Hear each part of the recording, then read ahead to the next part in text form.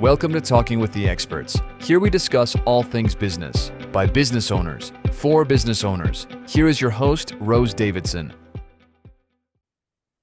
Hello, welcome to Talking with the Experts. I'm your host, Rose Davidson from rosedavidson.com.au. Have you ever worried that your subconscious beliefs, your thought and emotion patterns have an impact on your business success and personal finances?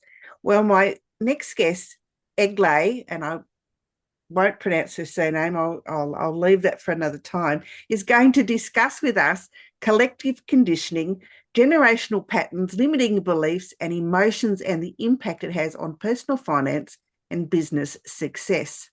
Now, Egle is and has always been drawn to growth and expansion. With a master's in business and economics and experience in corporate finance, IT, transformations, and financial strategic planning, as well as living across 5 countries, she understands success. But she also knows that strategy alone isn't enough.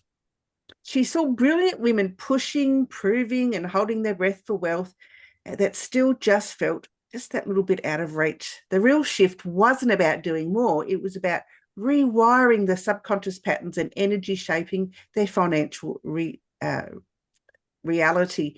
Egle merges deep memory mastery with subconscious rewiring and energetic activation, helping women shed everything that was never truly theirs. When the old constraints fall away, wealth is no longer something that they chase. It becomes something that follows their purpose, something they embody with certainty. Egle, welcome to Talking with the Experts. It's such a lovely opportunity to discuss this topic with you, and I'm so glad that you could join me. I'm delighted to be here. Thank you very much for having me, Rose.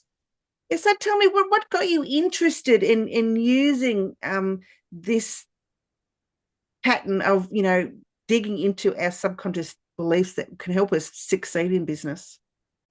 I am very passionate about growth, so I've been always motivated. Now I know that we as humans are motivated by different reasons, and they're always layered, but deep inside, I always had also this intrinsic motivation to grow. And at some point, you simply hit a ceiling. So I was in the corporate environment and finance transformation projects. There weren't so many women around me at the end. So I started studying unconscious bias to understand how come. And then I looked into how do we actually break it. So I knew deeply that doing more of what I was already doing is not the way forward, because working only harder, putting even more stress on your body, on yourself, on your lifestyle, it's not the way forward. There must have been another way. And this is how I then started studying subconscious. And what I found that 95% of everything we think and feel every day is beyond our conscious awareness. So really, what we do every day is mostly this old code that we carry. And what I also found, it's really not always the best way to achieve what we're trying to achieve. So what I see now more and more, how we are sometimes working harder than it's necessary, or how we are pushing ourselves more than what is actually required to find a solution or to get to where we are desiring to get. And, I like to speak about women because historically and traditionally, it's more limited. Bias is there, but really those patterns, they're very human. So they're very universal. It's only that we conditioned ourselves through what we see daily from the way we grew up, through the history that we expect one person to stay more at home, to do more emotional labor, to take care more of kids, and the other person has more socially conditioned freedom to actually take care of their goals and their desires and their health. So it's not only for women, but really I feel like for women there is more work to do in reclaiming that freedom for themselves and their desires, and at the end, the business success. Yeah, this was my journey. Yes. Thank you for sharing that. Women seem to have a hard time, getting over the limiting beliefs that they've been programmed with, which is, so unfortunate because we're traditionally meant to be the nurturer and the person who looks after everything and has all these responsibilities and trying to find herself in all that responsibility can be quite a challenge, and your life is, and your thoughts are really used with subconscious thought in mind. It's not, sometimes you're not making these conscious decisions, it's your subconscious that programs you to do certain things the way you do them. How can we be aware of our limiting beliefs and emotions that are holding us back? The way I work with the subconscious, it's a highly intuitive process. So there are modalities that actually help to uncover those. And there is also muscle testing. Our subconscious is the memory we have in our bodies. So we can actually muscle test. And what I see is that oftentimes we are even surprised about the beliefs that we carry within. So there are all dark emotions also from the past, resentments, anger, and we might not show it, we might not see it, we might not be even aware of it. But in the subconscious, we carry, Carl Jung called it shadow, the parts that we don't want to admit about ourselves. So one way is simply professionally having help someone uncover those and release those. But there is the way also to work with it at home or on your own, and it's namely listening to the emotions. And I feel that this is really something that isn't spoken much about, because a lot of people are trained to just push through, to not be weak, to not complain, and to just go on. While in fact, the emotion we hold points to the belief that we have. So if something is annoying or irritating in another person, or if we feel a frustration, or if we feel an anger or sadness, these are all information that it's pointing to a specific belief. So if someone is asking to do something and we will feel frustrated, there's probably a belief that we must or we have to, that we have no other choice and we don't want to. So there could be these beliefs that are contradicting each other. Because once we release those, when it's no longer contradicting, we can simply say, no, I don't have time, or this is not a priority. Or we can inquire with curiosity, is there another way? But when we have those beliefs, they're like blinding us to do this from this peaceful place. So these triggers are actually the signs to reflect what's behind. What is it that's making me feel the way I'm feeling? And the other way to work with this is also ask ourselves better questions.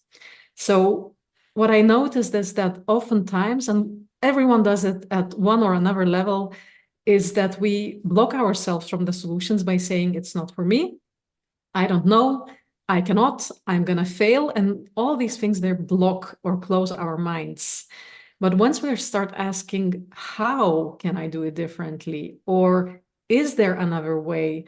What's the answer? Even if we just open with this question and we start walking with it, sleeping on it, writing on it, Googling on it, there suddenly turns out that there is so much more possible. So these are the ways to already start breaking your own beliefs by, with curiosity, exploring the feelings without judgment and the thoughts that we have, reframing the thoughts. Yes. Yeah, that can be quite challenging, to feel the emotion and to stop and name that emotion if you have to.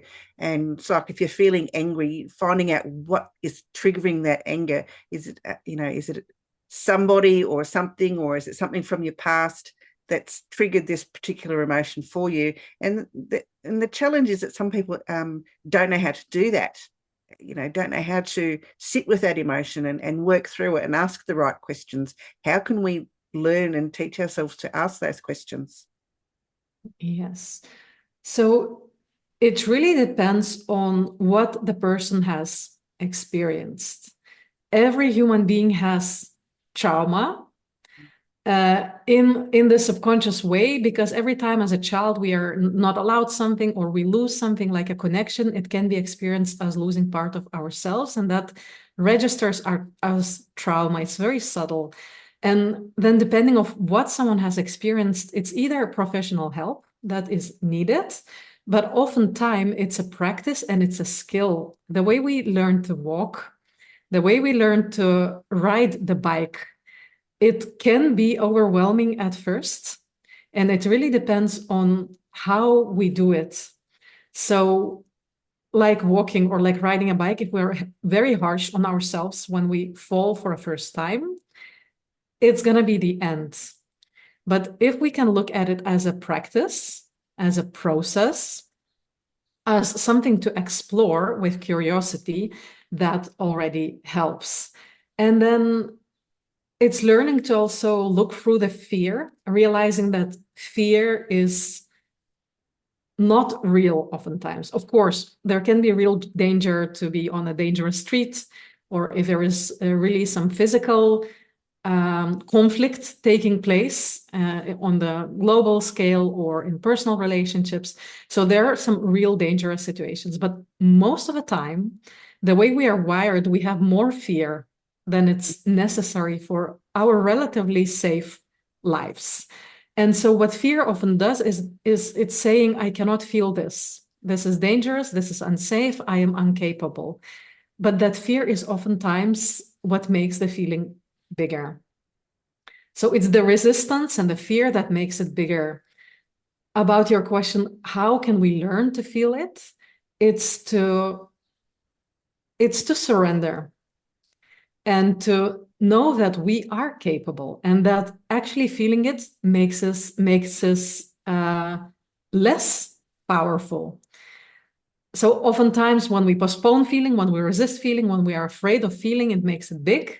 And at the moment we start letting in the feelings, they're simply the sensations in the body. The story in the mind is big, but the body is so much more capable of processing all these sensations. So sadness is crying, anger is maybe, you can find a safe way to hit a pillow or something if you're very angry. But what's funny is at the moment you start allowing the feeling to pass through you in a harmonious way, it dissolves. And this is really the biggest advice, is to see with curiosity what will happen in a safe way. So it's not about finding someone to find a fight with when you're angry. It's really processing this physical sensation in the body without too much of the story attached, without too much judgment of yourself. This is how physiologically it works. Yeah. Well, I'm glad you shared that, because I sometimes find myself having a huge emotional outburst and not realizing where that emotion is actually coming from, and which part of the body that actual emotion is being stored into, and wondering why I'm in constant pain all the time. So there is something to be said about storing emotions in the body, which I hadn't realized until a couple of years ago, that this is what happens when you have unprocessed emotions, and then you end up in chronic pain and you don't know why. And so you need to deal with those emotions and work out what part of the body that you need to deal with, and get over the fear of letting go of that emotion and releasing the pain that's in your body.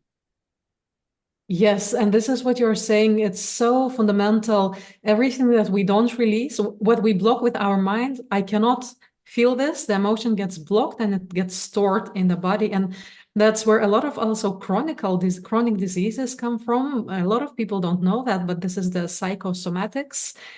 So it's a lot about these emotions that are unprocessed. And then in business, so that's the connection with ourselves. Once we're blocked with these layers of emotions, it's hard to truly feel what is good for us, what we need in the moment, and so on.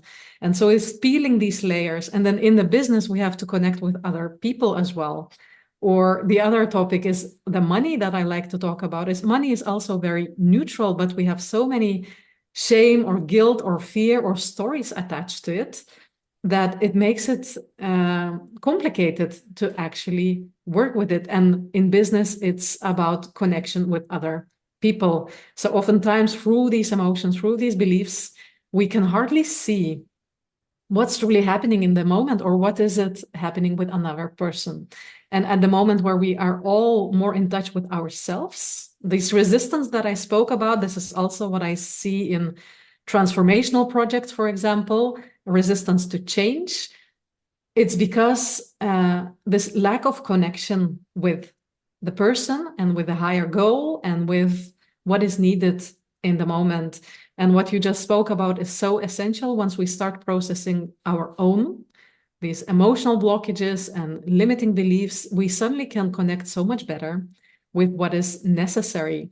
And in business, what I see is also we might be more defensive. So we try to protect ourselves if we are not deeply aware of what's happening there behind. And once we know what's happening deep behind, then we can find the higher solution, the more harmonious solution.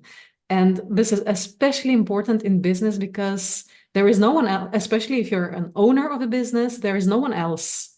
Of course, you can have coaches and mentors and advisors, but at the end, you are the one who's taking the final decision. And so releasing all these layers is so helpful and so liberating, because the decisions then that are made are the ones who are actually long-term constructive and that contribute to the growth of a business. Yeah, absolutely, yes. And a lot of the limiting beliefs that we have about ourselves, stop us from being successful and being abundant and being grateful, and all of those things helps to build a better business, even though you don't think that they do. You have to, I guess, bring that awareness to the forefront to be able to see that you can be successful despite all the challenges that you may be facing. Yes, and even to build further on this, the challenges, we are creating those ourselves too. This might sound counterintuitive at first, but the way subconscious works, it's calibrated to a specific reality. And based on our beliefs, we see more of what we already believe in. And if we have beliefs, which many, many people do, it's from the past generations, from past pain, from the survival, that I will fail, or maybe that people will be angry on me, or that the clients will be disappointed, or that something will go, that the project will go badly. What the subconscious does, then it filters the reality to attract more of these situations. So instead of choosing the easy client, so to say, or the client who is ready to work and so on, the subconscious will show and bring people which are maybe more in trouble, or which are not yet willing to change and so on. And once we start shifting these beliefs, it turns out that there is so much more and so much easier possible than we originally believed. And yes, there are always challenges. That's why we are living life, to move ourselves through it and to learn. And yet we have so much more influence through our subconscious on what we are creating in our life, simply through these choices that we mostly make unconsciously. Yeah, absolutely. Egle, what sort of tips would you offer to help our listeners and viewers personally overcome limitations and expand their awareness for building a better business? The limitations that I often see have to do with fears, doubts, and so on. And oftentimes we are afraid to be seen because we'll be judged. We might be addicted to working too hard, despite all the tools are available, because we might feel pride, or we might believe this is what we have to, we're better people. So the advice is to stay conscious and to stay curious and self-reflection on what is happening right now in my life, in my business. What is it that I want to shift? And what is my own belief that is forming the situation right now that I'm experiencing. And this might sound an obvious advice, but automatic reaction of a person and the way our personalities work, that we always see the reason outside of ourselves. So we think it's a client, we think it's a partner, we think it's a business partner, that there is something else causing whatever is happening. But at the point we start looking within, what is it that made this situation come to be? And what is it in my power to change it or to solve it? This is the way we come back to our own power again and again and again. And this is the way we don't only shift the beliefs, but we start creating something that's much more harmonious. So the advice is not to stay in a pattern, but to break the pattern and to move on in the growth journey. Yeah, great tips. I think they're wonderful. And I think, if we listen more to our intuition and the things that and pay more attention to the things that light us up, I think we can rewire our subconscious to be more productive, to be more successful, to be better human beings. I think if we use those steps and overcome our fears, we're unstoppable. That's absolutely it. I truly believe that there is so much more possible than we initially realize. It's really, we are unlimited. Absolutely. And if you want to find Egle, you can find her on LinkedIn. She's on Facebook, Instagram, and her website. All these will be in the show notes. So please click on one of them to find out more about Egle. Egle, you've got a money freedom thing on your website. What is that about? This is a short test of a couple of minutes, 16 questions, and it shows whatever is lying behind the earning power or the financial success. So it shows the main areas where to focus personally in changing the financial reality or the business reality from financial perspective. So like I mentioned, it could be visibility, it could be hard work, it could be generational or past money, trauma. And through these couple of minutes, it's a quick way to find out where to pay attention and what to shift. Well, please, viewers and listeners, please avail yourself of this thing that Egle is offering you, the money freedom, and I'm sure that you will find out all you need to know about yourself. Egle, it's been an absolute pleasure. Thank you so much for joining me today, and I look forward to sharing this with our audience and getting them to be rewiring their subconscious. Thank you so much, Rose. It was a pleasure talking to you. Bye. You've been listening to Talking with the Experts, hosted by Rose Davidson.